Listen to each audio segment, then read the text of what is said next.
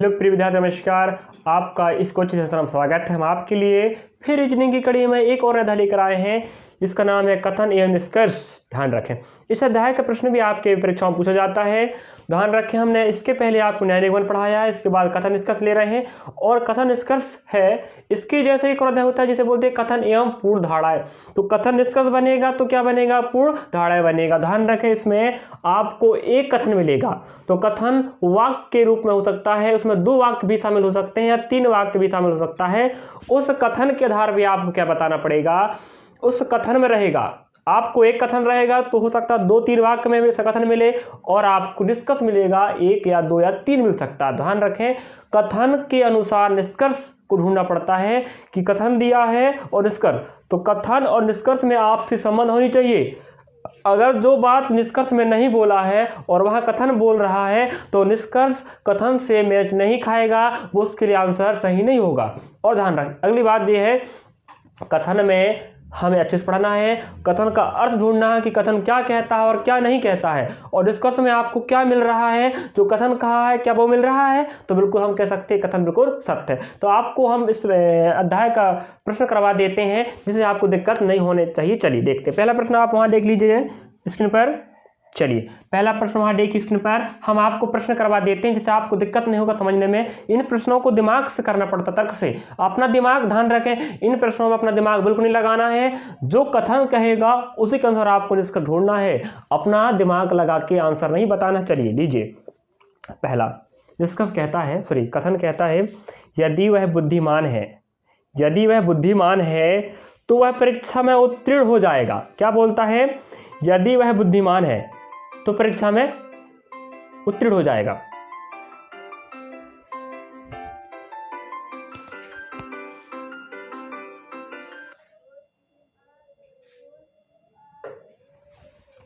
चलिए क्या कहता है, पहला प्रश्न कहता है, वहां देख लीजिए, पहला प्रश्न कहता है यदि वह बुद्धिमान है तो परीक्षा में उत्तीर्ण हो जाएगा। अब निष्कर्ष पहला क्या कहता है? परीक्षा में उत्तीर्ण होने के लिए उसे बुद्धिमान होना चाहिए। अगला कहता है वह परीक्षा उत्तीर्ण कर लेगा। अब आपको ऑप्शन में दिखता होगा और प्रश्न कहाँ आया इसकी जानकारी भी हम वहाँ दे दिए हैं, देख लीजिएगा, है ना। ऑप्शन में नहीं पड़ता, आप देखते चलना कि आंसर क्या आ रहा, बताते चलना। चलिए कीजिए। पहले निष्कर्ष कहता है, निष्कर्ष का अक्षर पढ़ना है, परीक्षा में उत्तीर्ण होने के लिए उसे बुद्धिमान होना चाहिए। इस निष्कर्ष से हमें पता चलता है कि परीक्षा पास करना है तो हमें बुद्धिमान होना ही चाहिए। क्या आपके कथन में कहता है ऐसा? हाँ, यदि वह बुद्धिमान है तो परीक्षा उत्तीर्ण हो जाएगा, सही बात है। कथन भी कहता है अगर वह बुद्धिमान है तो परीक्षा में पास हो जाएगा। निष्कर्ष भी क्या कहता है? परीक्षा में उत्तीर्ण होने के लिए, मतलब परीक्षा पास करने के लिए आपको क्या होना जरूरी है? बुद्धिमान। तो कथन और निष्कर्ष के बीच में क्या हो गया? संबंध। हम कह सकते हैं इस पहले प्रश्न का जो निष्कर्ष पहला है वो बिल्कुल सत्य है। अगला देखते हैं क्या दिया निष्कर्ष, वह परीक्षा उत्तीर्ण कर लेगा। तो यहाँ पर पहली बात करें, उत्तीर्ण कर लेगा, तो यहाँ पर पूरा जानकारी कथन का नहीं दे रहा है कौन? निष्कर्ष। लेकिन जो पहला निष्कर्ष था वह कथन के बारे में पूरा जानकारी दे रहा था। तो हम कह सकते हैं कथन निष्कर्ष से संबंध रखता है, लेकिन सेकंड निष्कर्ष है वह कथन से संबंध नहीं रखता। सिर्फ बोला उत्तीर्ण हो जाएगा। क्या उत्तीर्ण होगा? पास होगा, बस बोल रहा है। क्या होगा तब पास होगा? बुद्धिमान होगा या चतुर होगा या बेईमान होगा तो पास होगा। इसकी जानकारी यहाँ पर पूरे निष्कर्ष में नहीं दिया है, इसलिए हम कह सकते हैं इस प्रश्न का पहला निष्कर्ष सत्य है, दूसरा निष्कर्ष असत्य है। तो यहाँ पर देख लेते हैं क्या कहता है ऑप्शन में, कौन सा होगा। हाँ, तो यहाँ ऑप्शन ए कहता है केवल ए निहित है। हाँ, यही आपके लिए आंसर होगा सही। ऑप्शन नंबर ए इसका बिल्कुल सही आंसर है प्रश्न क्रमांक 1 के लिए। अगला प्रश्न देख लेते हैं, प्रश्न क्रमांक 2। इसमें क्या दिया है वो देख लेते हैं। चलिए, इसमें देता है भारत के गौरवमय अतीत का सर्वोत्तम उदाहरण पश्चिम में आयुर्वेदिक औषधियों की बढ़ती हुई लोकप्रियता है। अब यहाँ अच्छे से पढ़ लीजिए, आप लोग समझ लीजिए इसका अर्थ क्या निकल रहा है। अब मैं निष्कर्ष पढ़ता हूँ, आयुर्वेदिक औषधियाँ भारत में लोकप्रिय नहीं है। वो भैया यहाँ अच्छे से पढ़े, क्या बोल रहा है? भारत के गौरवमय अतीत का सर्वोत्तम उदाहरण क्या है? पश्चिम में आयुर्वेदिक औषधियों की बढ़ती लोकप्रियता। भाई लोग औषधियों को पसंद कर रहे हैं पश्चिम में, तभी तो उनकी क्या लोकप्रियता क्या हो रही? बढ़ रही है। तो यहाँ बोल रहा है कथन में कि भारत में लोकप्रियता नहीं है, भैया भारत में लोकप्रियता है तभी तो बढ़ रही है उनकी लोकप्रियता, लोग उसे पसंद कर रहे हैं। लेकिन निष्कर्ष पहला क्या कहता है, लोकप्रियता नहीं है। तो हम कह सकते हैं कथन में सकारात्मक बात बोला है, लेकिन निष्कर्ष में क्या बोल नकारात्मक बात। वहां बोल रहा है कथन में लोकप्रिय है, लेकिन निष्कर्ष बोल रहा है लोकप्रिय नहीं है, इसलिए हम कह सकते हैं पहला निष्कर्ष गलत हो गया। ठीक है, अगला देखते हैं।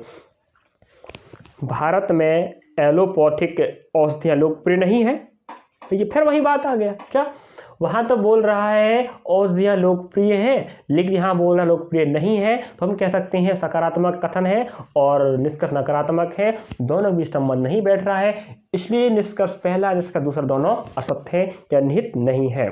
तो ऑप्शन कौन सा निकलता है, ना तो फर्स्ट निकलता है और ना ही दूसरा निकलता है। तो हम कह सकते हैं इस दूसरे प्रश्न का आंसर ऑप्शन नंबर डी बिल्कुल सही होगा। चलिए अगला प्रश्न लेते हैं। चलिए अगला प्रश्न लेते हैं आपके लिए हम, स्कूलों में छात्र सीख लेते हैं। अगला थर्ड प्रश्न है, स्कूलों में छात्र सीख लेते हैं क्योंकि उन्हें जो पढ़ाया जाता है उसे वे समझते हैं। आपका कथन हो गया। निष्कर्ष पहला कहता है स्कूलों में छात्रों का सीखना उनकी सीखने की क्षमता पर निर्भर करता है। पहला कथन क्या कहता है, निष्कर्ष कहता है स्कूल में छात्र तभी सीखेंगे जब उनमें क्या होगी, क्षमता होगी, या उनमें क्षमता होगी तभी क्या करेंगे वो लोग सीखेंगे। तो हमारा निष्कर्ष कहता है क्षमता होगा स्कूलों में बच्चों पर तभी बच्चे सीखेंगे। क्या कथन इसमें कथन कहता है स्कूल में छात्र सीख लेते हैं, भाई छात्र तभी सीखेगा जब उसमें क्षमता होगी, सही बात है ना।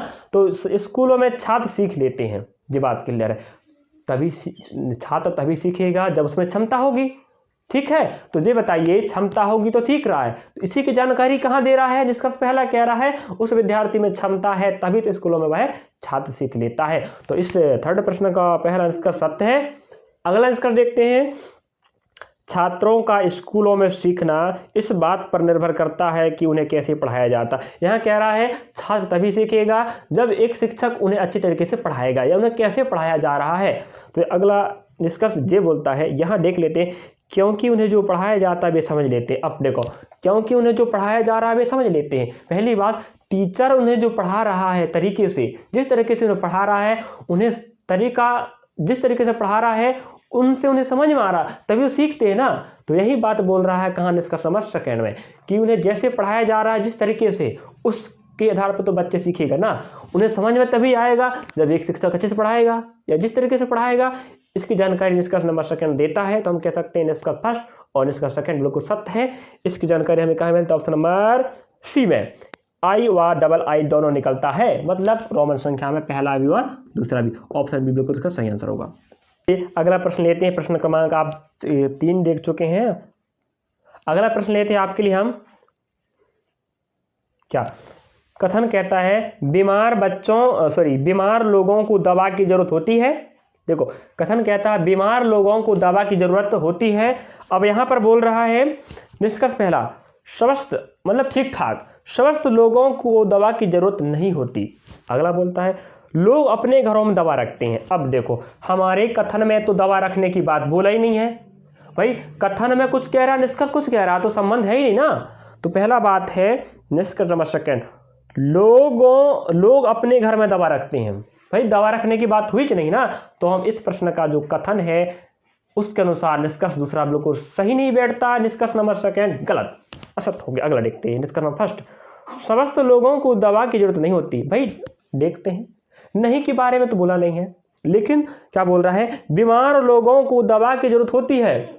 इससे हमें समझ में आता है बीमार लोगों को दवा की जरूरत होती है, मतलब स्वस्थ लोगों को दवा की जरूरत नहीं होती है।